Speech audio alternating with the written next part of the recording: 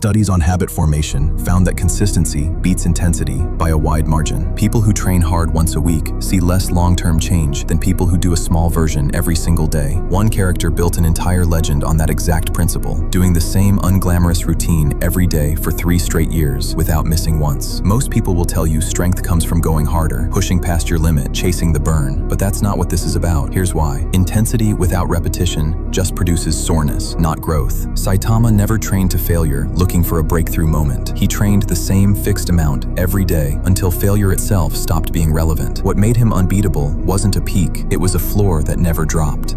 Here's why that backfires. Principle 1. Saitama starts every single morning with the exact same set. 100 push-ups, 100 sit-ups, 100 squats, a 10-kilometer run. No variation, no negotiation. It works because a fixed routine removes the decision fatigue that kills most people's consistency before it starts. And every day you have to decide whether to train is a day you might decide not to. Think of it like a train on a track that never asks which direction to go. The reframe. Discipline isn't deciding every day, it's removing the decision entirely. Think about the last time you skipped a workout because you weren't feeling it that day. Ask yourself honestly, was that really about your body, or was it about giving your mind a vote it should never have had? And here's the problem. Principle 2. Saitama never increases the routine based on how strong he feels that day. The number stays fixed, regardless of mood, energy, or motivation. It works because performance-based training ties your effort to your emotional state, and emotional states are the least reliable metric you could possibly build consistency on. Picture a thermostat that holds one temperature no matter what's happening outside. Stable, unaffected by design. The insight. The goal was never to feel motivated. It was to make the routine motivation-proof. This is where it changes. Principle 3. Saitama treats the routine as identical on his best day and his worst day. Sick or not, tired or not. It works because the moment you let circumstances dictate whether the habit happens, the habit stops being a habit and becomes a preference, and preferences collapse under pressure. Think of it like a lighthouse that keeps its light on through the calmest night and the worst storm, with zero difference in output. The reframe. A habit that bends under bad days was never actually built. Here's what nobody admits. Principle 4. Saitama never chased a bigger number for the sake of a bigger number. The routine stayed exactly the same for 3 years straight. It works because most people confuse escalation with progress, when the real transformation was happening in the compounding of repetition, not the size of any single session. Picture a single drop of water hitting the same spot on stone for years until the stone gives way. Not force, repetition. The insight. The number was never the point, the years were. And this is the one people skip. Principle 5. Saitama never trained for an audience, a competition, or a recognizable moment of proof. Every rep happened alone, unfilmed, unwitnessed. It works because training that depends on being seen collapses the moment nobody's watching, and most people's consistency is actually just performance in disguise. Think of it like a blade sharpened in a closed room, with no one there to admire it. The reframe. The version of you that shows up unseen is the only version that's actually real. Here's the last one. Principle 6. Saitama never quit on day 200, day 500, or day 900, even after nothing visibly changed for over a year. It works because the compounding effect of any real habit is invisible for far longer than most people are willing to tolerate, and quitting right before the curve bends is the single most common failure point there is. Picture a rope being pulled taut for months before it finally snaps the block it's tied to. The tension was always working, you just couldn't see it yet. The insight. The plateau isn't proof it's not working, it's proof you haven't stayed long enough to find out. Here's the part that should sit with you. None of these 6 habits require talent you don't already have. They require the version of you that shows up on day 200, when nothing looks different yet and no one's clapping. 2 types of people are watching this. The first type will close this video and wait to feel motivated again before they start anything. The second type is already counting to 100. The real question is, which one are you?